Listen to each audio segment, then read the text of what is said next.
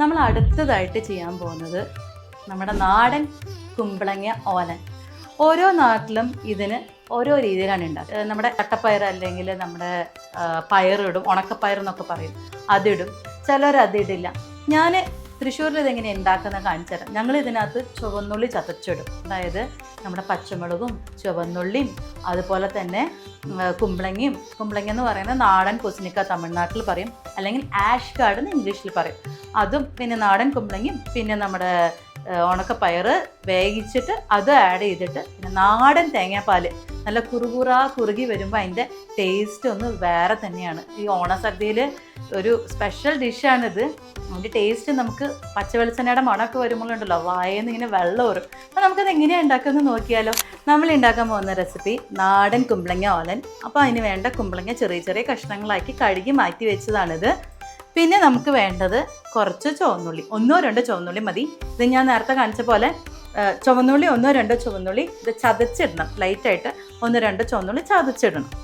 പിന്നെ നമുക്ക് നമ്മുടെ ഉണക്കപ്പയർ ഞാനിത് വെള്ളത്തിൽ കുതിർത്തി വെച്ചിട്ടുണ്ട്. ഇത് നമുക്ക് കുക്കറിൽ ഒരു 3 വിസിൽ ഇട്ട് കഴിഞ്ഞാൽ ഇത് നല്ലോണം വെന്ത് കിട്ടും. ഓക്കെ, അപ്പം നമ്മുടെ നാടൻ ഉണക്കപ്പയർ അല്ലെങ്കിൽ തട്ടപ്പയർ ഓരോ സ്ഥലത്തും ഓരോ പേരാണ്. നമുക്കിത് കടയിൽ കാണിക്കാൻ കിട്ടും. അത് പയർ എന്ന് പറഞ്ഞാൽ മതി, ഉണക്കപ്പയർ എന്ന് പറഞ്ഞാൽ മതി, അല്ലെങ്കിൽ നാട്ടിലൊക്കെ ഉണക്കപ്പയർ എന്ന് പറഞ്ഞു കഴിഞ്ഞാൽ ആ കടക്കാർക്ക് മനസ്സിലാവും.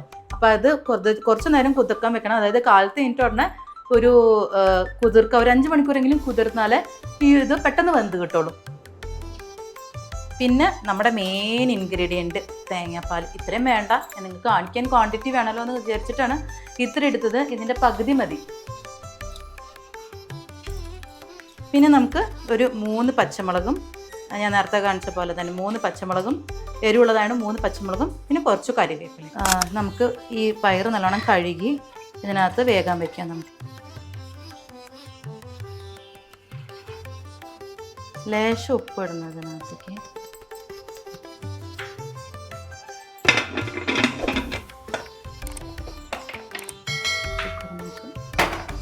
വെക്കാം. വിസിൽ പറഞ്ഞവരെ വെയിറ്റ് ചെയ്യാൻ നമുക്ക് വെയിറ്റ് വയ്ക്കാം. അപ്പോൾ നമ്മുടെ കുമ്പളങ്ങ ഓലന് വേണ്ട നാടൻ കുമ്പളങ്ങ ഞാൻ ചട്ടിനകത്ത് ഇടാൻ പോവാണ്. ഫസ്റ്റ് നമ്മൾ ചട്ടിക്കകത്ത് കുമ്പളങ്ങ, അതുപോലെ തന്നെ പച്ചമുളക്, അതായത് പച്ചമുളക് നമ്മളിങ്ങനെ 2ആയിട്ട് കട്ട് ചെയ്തിടണം. 3 പച്ചമുളക് ഇട്ട് പിന്നെ ആവശ്യത്തിന് കുറച്ച് കറിവേപ്പില. നമ്മൾ ചുവന്നുള്ളി ഞാൻ നേരത്തെ കാണിച്ച പോലെ ഈ നാടൻ റെസിപ്പീസിനൊക്കെ ഈ ചുവന്നുള്ളി ചതച്ചിട്ടാലേ അതിൻ്റെ ടേസ്റ്റ് വരുള്ളൂ. അപ്പോൾ ഇത് നമ്മൾ 1-2ആയിട്ട് ചതച്ച് ഇതിനകത്ത് ആഡ് ചെയ്യണം. ഞാനിത് എൻ്റെ നാട്ടിലുണ്ടാക്കുന്ന ഓലനാട്ടോ. ഞങ്ങളുടെ അവിടെ ഓലനകത്ത് ഉള്ളിയൊക്കെ ഇടും. ഒരുപാട് നാട്ടിൽ ഞാൻ കണ്ടിട്ടില്ലേ ഉള്ളി. അപ്പോൾ നമ്മൾ ഈ ചതച്ച ഓലൻ ഈ കൺസിസ്റ്റൻസിയിൽ ഇതിനകത്ത് ഇടാം. കുറച്ച് ഉപ്പും കൂടി ആഡ് ചെയ്തിട്ട് നമുക്ക് കുറച്ച് പച്ച വെളിച്ചെണ്ണ ഒഴിച്ചിട്ട് നല്ലോണം തിരുമ്പി വയ്ക്കാം.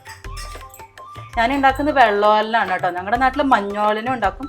അത് ഉണ്ടാക്കുന്ന രീതി വേറെ രീതിയാണ്. അത് 1-ാം പാൽ ഒഴിച്ച് 2-ാം പാൽ ഒഴിച്ച് വേഗം വെച്ച് പിന്നെ അതിന് ശേഷം 2-ാം പാൽ ഒഴിക്കുക, അങ്ങനെയാണ് ഉണ്ടാക്കണം. ഇന്നിപ്പോൾ നമ്മൾ ഉണ്ടാക്കുന്നത് വെള്ളോലനായതുകൊണ്ട് മഞ്ഞപ്പൊടിയുടെ ആവശ്യമൊന്നുമില്ല. പച്ചമുളകും ഉപ്പും മതി. നാടൻ പച്ച വെളിച്ചെണ്ണയുടെ മണം വരുന്നുണ്ട് കേട്ടോ. അതന്നെ നമുക്ക് വായിൽ കപ്പലോടുമെന്ന് പറഞ്ഞ പോലെയാണ്. കുമ്പളങ്ങ ഓലന് നമുക്ക് ലൈറ്റായിട്ട് വെള്ളം ഒഴിക്കാം. വളരെ ലൈറ്റായിട്ട് വെള്ളം ഒഴിച്ചാൽ മതി. കാരണം അതിൻ്റെ ഉള്ളിൽ നിന്ന് വെള്ളം ഉള്ളതാണല്ലോ നമ്മുടെ കുമ്പളങ്ങ. വാട്ടർ കണ്ടൻറ്റ് ഉള്ളതാണ്, വെയിറ്റ് ലോസിന് നല്ലതാണ്. അതുപോലെ തന്നെ നമുക്ക് ഒരുപാട് ഗുണങ്ങളുള്ള നമ്മുടെ ഫാറ്റ്, അതായത് നമ്മുടെ ബാഡ് കൊളസ്ട്രോളൊക്കെ കുറയ്ക്കാനായിട്ട് ഹെൽപ്പ് ചെയ്യുന്ന ഒരു ഇൻഗ്രീഡിയൻ്റ് ആണ് കുമ്പളങ്ങ. കുമ്പളങ്ങ നമുക്ക് ഡെയിലി കാലത്ത് വെറും വയറ്റിൽ ജ്യൂസ് അടിച്ചിട്ട്, അതായത് ചെറിയൊരു ലെമണും ചെറിയൊരു ഇഞ്ചിയുടെ പീസൊക്കെ ഇട്ട് ജ്യൂസ് അടിച്ച് കുടിച്ചു കഴിഞ്ഞാൽ കൊളസ്ട്രോൾ പമ്പ കിടക്കും. ഞാൻ പൊതുവെ ചെയ്യുമ്പോൾ ലൈറ്റായിട്ട് ഒരു തേങ്ങാപ്പാലും കൂടി കുറച്ച് ഒഴിക്കും കേട്ടോ. ഈ കുമ്പളങ്ങയ്ക്ക് ആ ഫ്ലേവർ കിട്ടട്ടെന്ന് വിചാരിച്ച് ഞാൻ കുറച്ച് തേങ്ങാപ്പാൽ ഒഴിക്കാറുണ്ട്. നമുക്ക് കുറച്ച് നേരം അടച്ചു വെച്ച് വേവിക്കും. അപ്പം നമ്മുടെ കുമ്പളങ്ങ നല്ലോണം കൊതിച്ച് തിളച്ചൊക്കെ വരുന്നുണ്ട് കേട്ടോ. പിന്നെ കുറച്ചുകൂടി വേവാനുണ്ട്. കുമ്പളങ്ങ വന്നതിന് ശേഷം വേണം നമ്മൾ ഈ നാടൻ തട്ടപ്പയറുണ്ടല്ലോ അത് വേവിച്ചത് ഇതിനകത്ത് ആഡ് ചെയ്യാനായിട്ട്. അപ്പോൾ കുമ്പളങ്ങ കുറച്ചുകൂടി വേവട്ടെ, അതുവരയ്ക്കും നമ്മൾ തിരിച്ച് മൂടി വയ്ക്കാം. അപ്പോൾ നമ്മുടെ വൻപയർ അല്ലെങ്കിൽ തട്ടപ്പയർ വെന്ത് കഴിഞ്ഞു. കുറച്ചുകൂടി വെന്തിട്ടുണ്ട്. ഇത് ഇത്രയും വേവണ്ട. ഇതിനകം കുറച്ചൊരു വേവ് കുറഞ്ഞത്, കുറച്ച് വെന്ത് കുഴഞ്ഞു പോയിട്ടുണ്ട്. കുഴപ്പമില്ല. നമുക്കിത് ആഡ് ചെയ്തിട്ട് ബാക്കിയുള്ള ഇതിൻ്റെ കംപ്ലീഷൻ സ്റ്റേജിലോട്ട് പോവാം.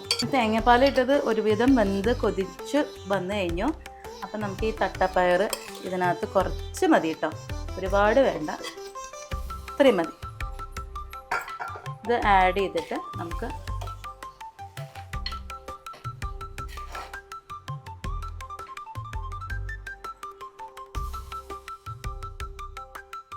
ലാസ്റ്റായിട്ട് സ്റ്റൗ ഓഫ് ചെയ്തിട്ട് വേണം കേട്ടോ ലാസ്റ്റ് നമ്മുടെ ഒന്നാം പാൽ ഒഴിക്കാനായിട്ട്, തിക്കായിട്ടുള്ള തേങ്ങാപ്പാൽ ഒഴിക്കാൻ. നിങ്ങൾ ഇതിനകത്ത് തേങ്ങാപ്പാലിൻ്റെ അളവ് കണ്ടിട്ട് പേടിക്കണ്ട, കാരണം ഇത് ഒരു കുറച്ച് കഴിഞ്ഞാൽ മൺചട്ടീനകത്ത് ഇരുന്നിട്ട് തന്നെ കുറച്ച് വറ്റും. ഓക്കെ, അപ്പോൾ നമുക്ക് കുറച്ച് പച്ച വെളിച്ചെണ്ണയും നമ്മുടെ നാടൻ കറിവേപ്പിലയും കുറച്ചുകൂടിയും ഇട്ടിട്ട്, അപ്പം നമ്മുടെ നാടൻ ഓലൻ റെസിപ്പി റെഡി ആയിട്ടുണ്ട്. ഇത് നല്ല നല്ല മണം വരുന്നുണ്ട്. അപ്പം നമ്മുടെ ഓലൻ റെഡി ആയിട്ടുണ്ട്. അതായത് നാടൻ പച്ചവെളിച്ചെണ്ണയും കറിവേപ്പിലൊക്കെ ഇട്ടപ്പോൾ നല്ല മണം വരുന്നുണ്ട് അതിനകത്ത് നിന്ന്.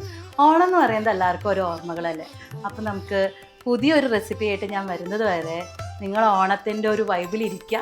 ഞാൻ വരുന്നതായിരിക്കും. അതുവരെയ്ക്കും നിങ്ങളുടെ സ്വന്തം ഡോക്ടർ മറിയം.